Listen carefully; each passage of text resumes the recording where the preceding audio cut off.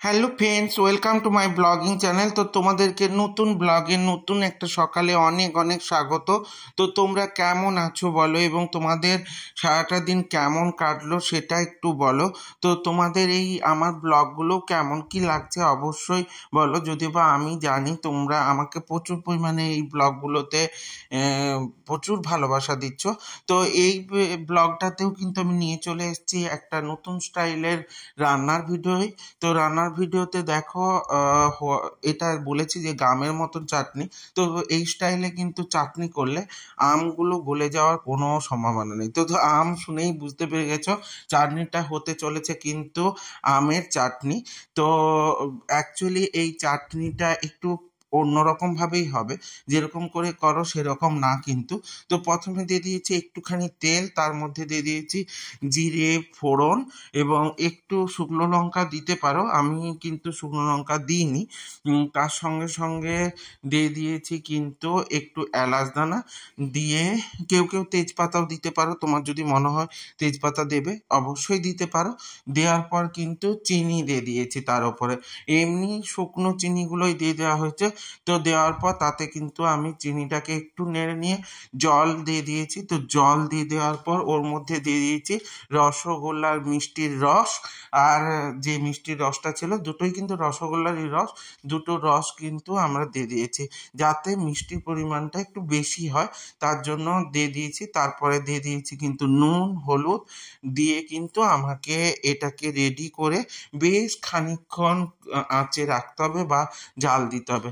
কিন্তু মাঝে মাঝে তোমাকে নেড়ে রাখতে হবে, কারণ না যদি নেড়ে রাখো নিচটা কিন্তু বসে যেতে পারে, কারণ মিষ্টির রসগুলো দেওয়া আছে তাতে নিচটা লেগে যেতে পারে। সেই জন্য অতি অবশ্যই আমি তোমাদেরকে বলবো অবশ্যই এটাকে বেশ কিছুক্ষণ জাল দেবে, যাতে কিন্তু এই মানে গ্রেভিটা বলো বা এই রসটা বলো আরও একটু ঘন হয়ে যায়। তো যেমন জাল দেবে সেরকম।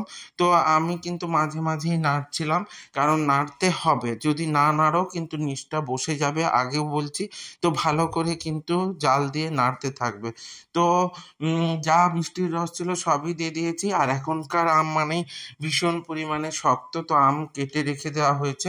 তো এটাকে ভালো করে নাড়তে থাকবে এবং ভালো করে যখন ফুটে ঘন হয়ে আসবে তো সে পর্যন্ত ওয়েট করতে হবে। তো তার মাঝে একটু কথা বলে নিই, আমি পুরোটাই মোটামুটি ব্লগের মধ্যে নিয়েছি। তো তোমাদের এই ব্লগগুলো কেমন লাগছে বলো তো, তোমরা আর কি কি রান্নার ভিডিও চাইছো? যদি বা তোমাদের সামনে আরও কিছু কিছু রান্নার ভিডিও নিয়ে আসছি, যদি বা এটা আমার blogging channel, food blogging channel বা কুকিং ব্লগিং চ্যানেল নয়, তো সমস্ত ধরনের ব্লগগুলোই আমি তোমাদের দিই। তো একটু খেয়াল করি যাতে তোমাদের রান্নার ভিডিওগুলো একটু দেখাতে পারি। তো কারণ আমার আইডিতে অনেক ছেলেরা আছো, তারা বলো যে দাদা কীরকম করে রান্না করো। তো অ্যাকচুয়ালি দেখো, ছেলে মেয়ে নির্বিশেষে সবাইকে ডিপেন্ডেবল হওয়া উচিত, কারোর উপর ডিপেন্ডেবল থাকা উচিত নয়, ওন ডিপেন্ডেবল থাকাটাই ব্যাপার। তো সেই জন্য দেখো ভালো করে জাল দিয়েছি, ফুটছে কিন্তু আমার মিষ্টির রসটা। তো মিষ্টির রসটা ফুটে গেলে ভালো করে ঘন হয়ে গেলে তার মধ্যে কিন্তু দিয়ে দিতে হবে আমটা।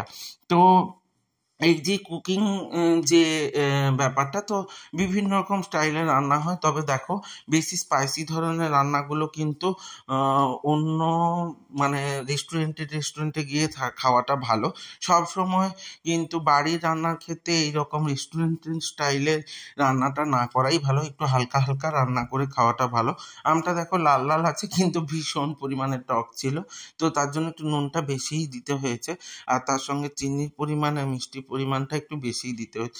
এরপরে ভালো করে কিন্তু ফোটাতে হবে, যেমন ফোটাবে আমটার মধ্যে তোমাদের কিন্তু সেরকম মিষ্টি ঢুকবে। এতে কিন্তু আমগুলো কোনোভাবেই কিন্তু ভেঙে যাওয়ার কোনো সম্ভাবনা নেই। এভাবে করে দেখতে পারো, প্রথমে আমকে না কষিয়ে এইভাবে দিলে আমগুলো গোটা গোটা থাকবে এবং প্রত্যেকটা আম আলাদা আলাদা করে চাটনি বা আচারের মতো করেই খাওয়া যায়। তো এটা অবশ্যই খেয়াল করতে পারো, করে দেখতে পারো কেমন হচ্ছে। অবশ্যই যদি ভালো ভালো লাগে তাহলে অবশ্যই আমাকে কমেন্ট সেকশানে জানিও কে কে বানিয়ে খেলে বা কে কে কেমন করে বানালে, তো অবশ্যই আমি সেটা শুনবো। তো তোমাদের যদি ভালো লেগে থাকে তাহলে লাইক কমেন্ট শেয়ার করে দিও। ইউটিউব থেকে যারা দেখবে তারা সাবস্ক্রাইব করে দিও এবং সাথে বেল আইকনটা ক্লিক করে দিতে ভুলে যেও না, যাতে আমার ভিডিওগুলো তোমার সামনে সবার প্রথমে চলে আসে। এইভাবেই সাথে থেকো, সঙ্গে থেকো। দেখা হচ্ছে নতুন একটা ব্লগে, নতুন একটা সকালের সঙ্গে। ততক্ষণের জন্য শুভরাত্রি, গুড নাইট, টাটা।